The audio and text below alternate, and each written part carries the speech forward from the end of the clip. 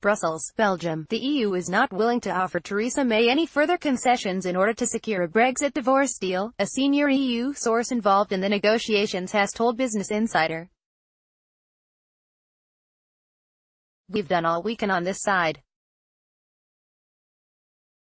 It's basically take it or leave it as far as we are concerned," the source told BI at the European Council's October summit in Brussels. The comments follow a difficult week for the Prime Minister in which she suffered a major backlash from Conservative MPs after telling EU leaders she was willing to extend the Brexit transition period by a matter of months. May's offer, and the strength of the backlash, caught EU negotiators by surprise.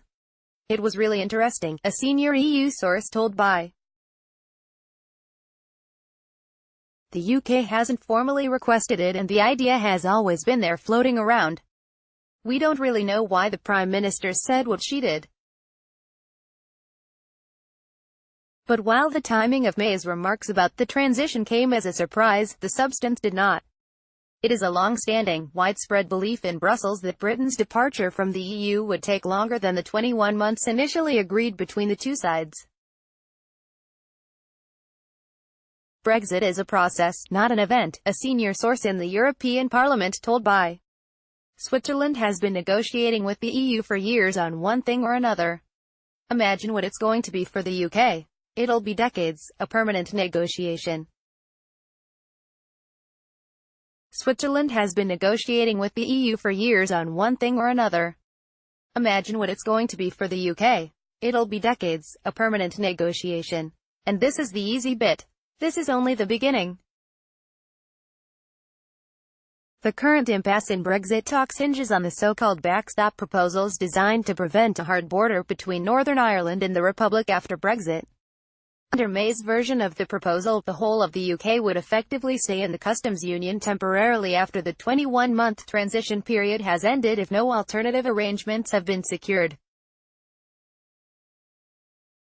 The EU is open to negotiating this sort of arrangement in the future but is adamant that a backstop covering Northern Ireland alone must be included in the withdrawal agreement currently being negotiated.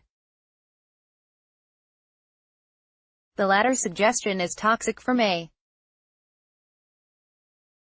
Even if unlikely to be used, the May possibility it could be used as anathema to the Democratic Unionist Party which props up May's government. Theresa May and DEP leader Arlene Foster Getty. However, the feeling in Brussels is that May was always going to have to disappoint at least one major stakeholder, and it's looking increasingly likely to be Arlene Foster's DEP. European Commission officials believe May has already lost the support of the 10 DEP MPs in the Commons, and that any Brexit deal will need to get through Parliament with the support of other parties instead. "It's clear on this side that the DEP will vote against it whatever happens," an EU Commission source told BI. "It's clear on this side that the DEP will vote against it whatever happens." The aim of May's UK-wide customs union idea, in addition to suggestions that the transition period could be extended to 3 years, is to make the Northern Ireland-only backstop less likely to come into use. However, the Prime Minister will have a tough time getting the DEP on board with this theory if the EU sticks to its current position. While the EU negotiating team, led by Michel Barnier, is happy to express an aspiration to negotiate a customs arrangement in the withdrawal agreement, it does not want to make it a legally binding commitment. "We can't bind ourselves to negotiating a customs union. That's basically illegal under the terms of Article 50, a senior European Commission source told BI. "What we can do is say we will try our best and endeavor to negotiate it. We are not going to negotiate a customs union in isolation," they said, adding that a customs union is part of a much wider economic framework to be negotiated once Article 50 is out of the way. Conservative Brexiteers are threatening to oust the Prime Minister. Dan Kitwood, Getty Images. None of this will matter of course, if May is unable to persuade a majority of parliamentarians to back whatever she finally agrees with the EU. Already the Prime Minister's suggestion that the transition period could be extended caused an almighty stir in Westminster, with Conservative MPs openly calling for her to stand down. This is the litmus test for taking back control.